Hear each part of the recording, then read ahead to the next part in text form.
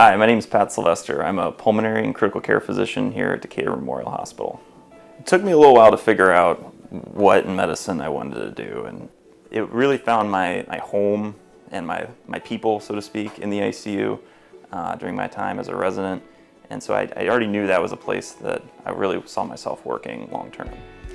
And you'd think that would have been deterred in my final years of residency as we entered into a respiratory pandemic, but it actually only intensified my love for what we do in the ICU. What I do in the ICU is really provide a sort of an ultimate backup to a lot of the other elements that are happening in the hospital. If someone gets sicker on the inpatient floor and they need more intensive care, then I help provide that care. Likewise, if there's sort of a surgery that needs to happen but needs to be optimized for, that's another element that we provide here. And so I think what we do in the ICU really just enhances the care that happens everywhere else in the hospital.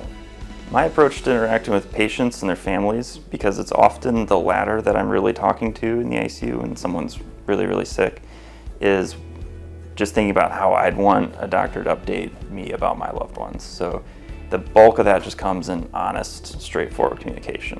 What's going on? What do I think the outlook looks like going forward? And what do we have to do to get there? So I'm from an area that's not too different from Decatur, being another town in central Illinois.